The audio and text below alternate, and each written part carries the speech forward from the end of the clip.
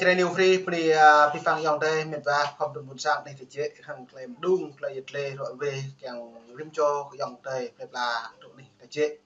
hàng claim mức pien cặp rọ lời play chun cặp rọ cặp lời mỹ ra thế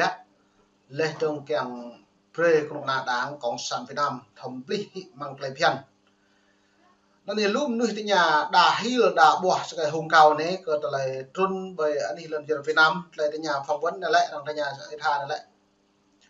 อยู่หมู่สปันทุนๆเลยย้อนนั้นทางที่เนี่ยก็อยู่hiếm pạ tôi ý bù thật đấy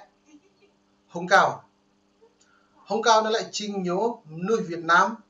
quốc tịch Việt Nam chấm nuôi Mỹ nhu lại ngạ hòa linh hàn cái chả Mỹ rong tiếp bằngก็แต่เลยแกะกรีlinh hàn nón ta bộ rạ này lại từ là tổng thống Donald Trump bộ rạ này lại im bạc dùa nhu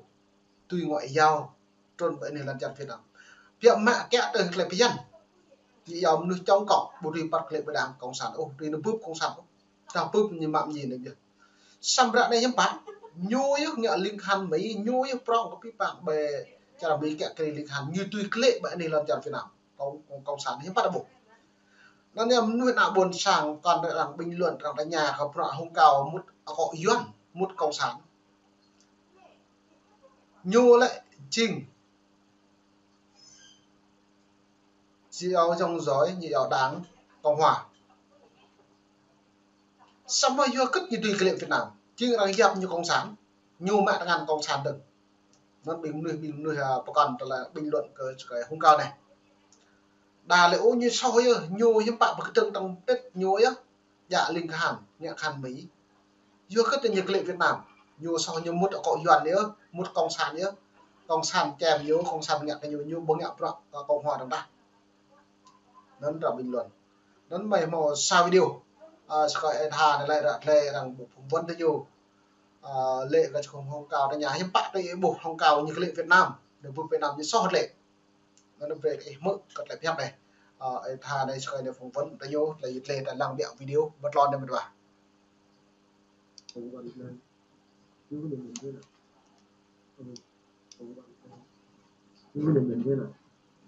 Ông cao có là người tốt hay là một người vẫn là nói về Cộng hòa hay là bây giờ thì khoan nói về tốt xấu mình biết đâu tốt mà biết đâu xấu thấy vậy chưa phải làm vậy không phải không tức là cái có nghĩa là không nên nói tốt hay xấu mà mình chỉ nói về này ông Hùng Cao là một viên chức Hoa Kỳ gốc Việt, ông làm gì thì làm, nói gì thì nói, nhưng mà ông cũng có một cái chút xíu cái tinh thần Việt, tư tưởng Việt, dòng máu Việt. Thì ông về Việt Nam như vậy là rất tốt, rất thuận lợi, là bởi vì ông sống ở một cái nước văn minh nhất thế giới, giàu có nhất thế giới, cái nghiệp nhất thế giới, thì hy vọng rằng ông về ông sẽ có cơ hội ông tác động với chính phủ Hoa Kỳ làm thế nào để giúp đỡ cho Việt Nam. Thế thôi, bây giờ không nói ông tốt mà cũng không nói ông xấu. Anh lấy cái dữ kiện gì anh nói ông tốt, thế nên anh nói ông xấu về điểm nào không biết, mà tôi chỉ biết là 5 tuổi ông đã sống ở Mỹ, tới bây giờ ông là 55 tuổi, thấy không? Thành ra ông hiểu biết, thu nhập được cái kiến thức khoa học kỹ thuật phương Tây. Ông về Việt Nam ông chứng kiến vậy thì ông sẽ có những cái cách tác động chính phủ Hoa Kỳ nằm giúp đỡ cho Việt Nam, có lợi cho Việt Nam. Thế thôi, tôi chỉ nói trên cái bình diện thực tế thôi, chứ còn giờ nói ông tốt không, tôi không biết ông cái gì ông tốt. Và câu hỏi khác là chú có nghĩ là ông Hùng Cao là thuần túy là tinh thần của người Mỹ hay là ông có một phần ông ủng hộ cái nước Cộng hòa? Ông á thì trước hết là ông tuyên diễn cái tư tưởng và cái cách sống và cái lối giải quyết cũng như là điều hành theo lối của Hoa Kỳ, chắc chắn rồi. Ông sống đây 50 năm, ông phải tuyên diễn chắc chắn rồi, thấy không? Nhưng mà may mắn là ông có dòng máu Việt, tâm hồn Việt, ông có cha mẹ Việt, ông thấy được cái hình ảnh người Việt Nam hồi nhỏ. Thành ra những cái đó nó nằm trong tiềm thức, nó nằm trong tiềm thức, có thể là một sớm một chiều, một ngày, một tháng, một năm nó bản lạ, nhưng mà đùng quá trong một cái giấc mơ ngủ, trong một cái phút giây trong tiềm thức nó trồi lên, cái đó nó tác động vô ông sẽ nghĩ về Việt Nam. Cái thôi tôi nghĩ vậy. Hồi nãy chú nói với Việt Nam, chú hay là chú ở đây chú hay nghĩ là thế giới Việt Nam với bản thân chú, thì từ cái cảm giác đó chú có nghĩ là vùng cao khi qua cái chuyến vừa rồi đó, mặc dù đi công tác cho Mỹ, nhưng ông đặt xuống đất đất của nước Việt Nam, thì chú nghĩ là nó xúc động. Bảo đảm với anh đã là con người, mà con người mà đã có trái tim và khối óc thì không có nhiều thì cũng một phút giây ông rất xúc động. Thì ông nói ông hết tiền, ông đi làm việc mà. Nhưng mà ông nằm trong một cái phái đoàn của một quốc gia hợp tác thì ông phải giữ cái tác phong. Ông không thể để lộ ra. Bởi vì đáng tiếc là chúng ta không được thấy, theo cháu có ai thấy không,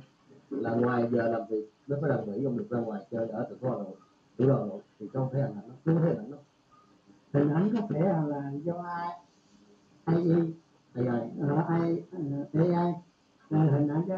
mình hình ảnh thật mình chưa thấy, để chờ bên trong số anh em bà con của mình nó. Cháu nghĩ là không có, nếu có thì chắc sẽ có người biết. Ok, ni dòng đề mệt và buồn sang khắp những em mỡ lẽ, cất lại tua cho cất lại nhà hung cao.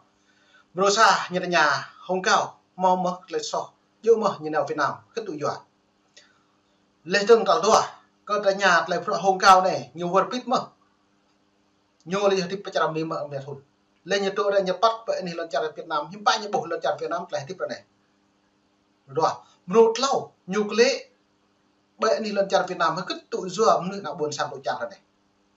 Tôi hàng sẽ yên thàn lại như lệ có mỡ bột rẻ, có căn lệ có nhiều so, lệ có căn lệ có nhiều hẻm, xong có bộ như trôn như nào, nhiều màu, mục đích, nhiều cái chiến thuật, mảng lại mình cái nhú, lệ trong hạt rẻ này nhiều màu có phun rồng trôn thì như nào, ví dụ như nào cháo, từ đây như nào chả đang có cái đồng mạng đó nhủ, gì cái nhủ, nhiều màu hạt rẻ tổng thống Donald Trump hàng làm trôn hạt rẻ chiến lược là gì ở chính trị của Việt Nam, hàng này kén hoa giải. Nên từ này đã bố thế ạ này chúng bạn đã bố từ đây đặt lặng thông tin một chiều tập bộ lệ Việt Nam đồ có tàng của mạng Mỹ hội cái nhủ xong đặt lặng thông tin đa chiều đã bố như bạn đã bố nó cao nó lệ nó dự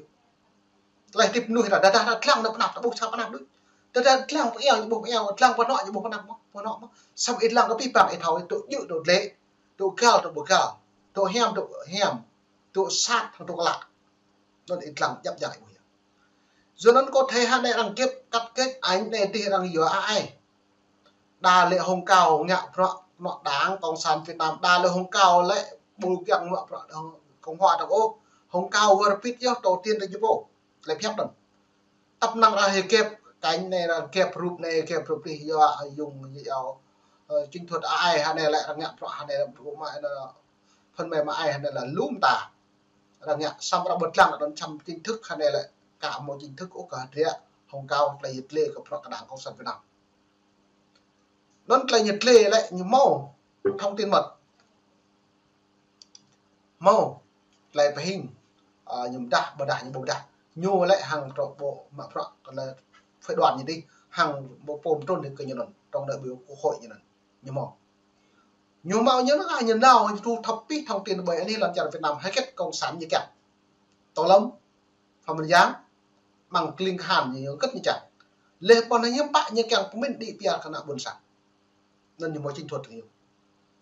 nó hai này nước Mỹ hai này rối loạn của mạng ấy bộ hai này couple mà bình mạng buồn sang ta vật bình dọn hai này lại đang tôi tỏa mạng nuôi bộ tôi tỏa mạng nuôi do cái tổng thống Trump như một cái là lại tổng thống Trump như thâu như một thâu dưa ta hạt rịa đấy như kén thúc đẩy cái lại vấn đề cái nhân quyền lên là Việt Nam với hòa giải lệ từng nuôi mong Mỹ tùy bắc lệ phi và Việt Nam tùy một lệ nó mong này chơi new free phần dòng tây miền và